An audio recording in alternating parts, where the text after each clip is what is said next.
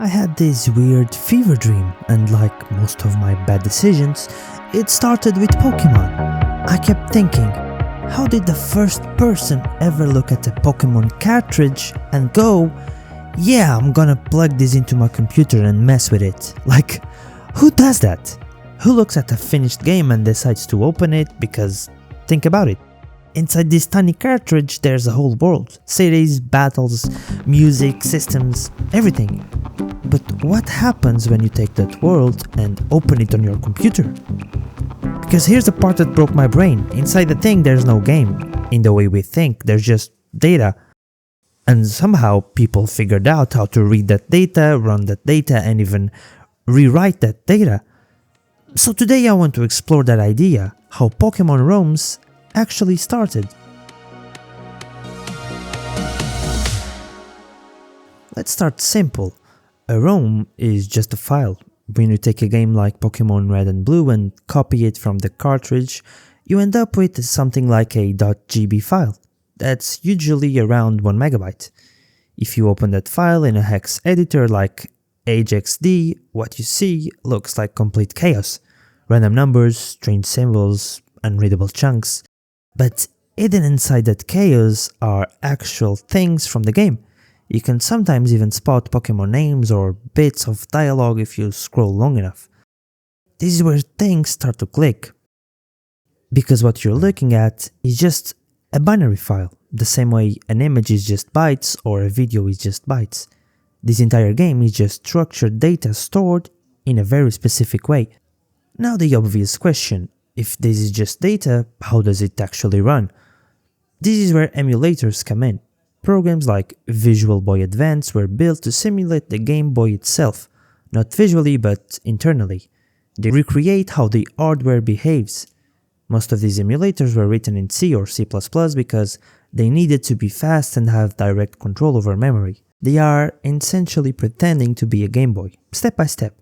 What they do is surprisingly simple. They take the ROM file and start reading it like instructions. One instruction at a time. They fetch something from memory, decode what it means, and execute it. Then they repeat that process over and over again, extremely fast. This is basically an interpreter loop, like a tiny virtual machine.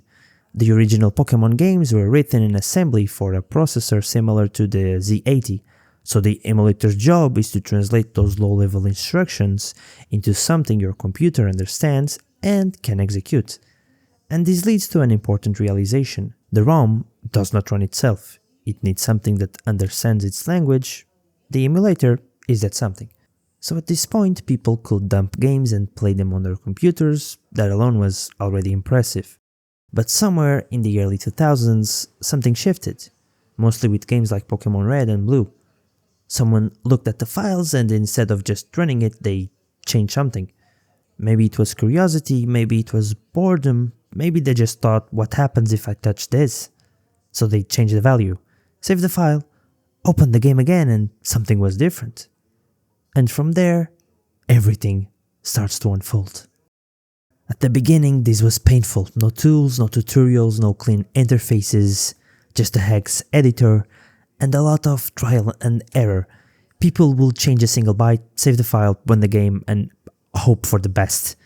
Most of the time, it crashed. So what they were really doing was debugging something they didn't understand, but slowly patterns started to emerge. People began noticing that certain parts of the file controlled specific things. And this is where something important happens. Knowledge starts to accumulate, not in one place, not by one person, but across small forums, random websites, IRC chats, people sharing discoveries. It is also where some names start to appear. People like HackMew who helped document how these games actually worked, writing tutorials, explaining structures, turning chaos into something understandable. And once enough of that knowledge existed, tools started to appear. Map editors, script editors, sprite editors, most of them built in languages like C, C++, sometimes even Visual Basic or Delphi. Not pretty, but powerful. And this is the turning point, because now you don't need to understand everything, you just need to use the tools. And that's what made everything explode. But here's the important part for us. None of this is random. Maps are grids, arrays of values, each number pointing to a tile. Pokémon themselves are just structured data like objects, health, attack, defense, all stored in fixed positions. Even events are just scripts, conditions and triggers. If this happens, do that. So ROM hacking is not really hacking in the Hollywood sense, it's understanding how data is structured and modifying it. That's it. And over time, this evolved. People started using Python to read ROM files, JavaScript for browser-based tools, lower-level languages for deeper reverse engineering, and eventually you stop modifying the game and you start building new ones. That's how projects like Pokémon Gaia or Pokémon Prism exist. Not small edits, full games built on top of the original engine. So why Pokémon?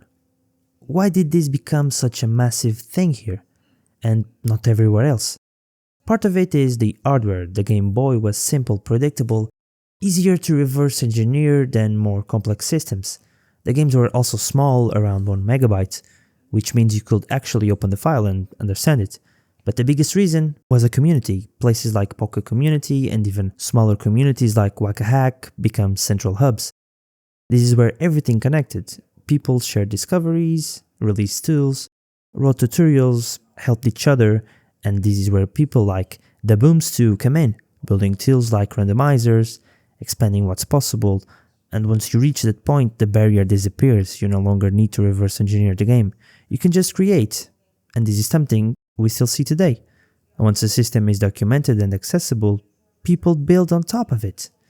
And let's not forget something important. Pokémon is one of the most revolutionary games to ever exist, there's no doubt about that. But at this point, this stops being just about Pokémon. This is about how software works in general. A game is just data combined with instructions. A ROM is raw data. An emulator is a runtime that understands and executes that data. And the tools people build are essentially developer tools for modifying that system. The original games were written in assembly. Emulators were built in C and C++. Modern tools use Python or JavaScript. Different layers, different languages, but all connected by the same idea. If you understand the data, you can control the system. Imagine you have this file in front of you and you change just one number. You save it, you run the game again. What changes? Does the Pokémon evolve differently? Does the game crash? Does something unexpected happen? If you had access to the raw data of a game, what would you change first? Pokémon ROMs didn't start as piracy, they started as curiosity, with people simply wanting to understand what was inside that cartridge, how it worked and whether they could change it. And that same curiosity is exactly what drives programming today. And if you fast forward a few years, that curiosity evolves into something slightly enhanced, because now we have people doing Ironmon runs, spending hundreds of hours resetting over and over again just to beat Brock. And honestly, I love it, because at some point you stop asking why and just accept that this is what peak human achievement looks like. Buying a house can wait, touching grass is optional, but beating the first gym in an Ironmon run after 300 attempts, that's a story you tell your grandchildren. And they will not understand it, but you will know. And that's kind of the point, because this whole journey from opening a cartridge to understanding its data, to modifying it, to turning it into something completely new, or even just pushing it to the absolute limit so it challenges, all comes from the same place, which is curiosity. And I'll see you in the next dimension.